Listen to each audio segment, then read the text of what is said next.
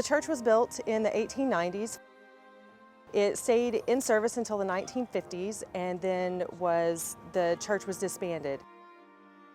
We got it in 1985, and it took about 3 years to restore it. In 2012, the Historical Park was contacted by the Preston Highlands Baptist Church, letting us know that they had the original bell from the Renner Methodist Church, and were interested in donating it to us to see it go back in the church. So the first thing we had to do was to make sure that the tower, the church itself, could support the weight of the bell. When we're all said and done, the rest of the church may fall down someday, but this bell's going to be standing for a long time.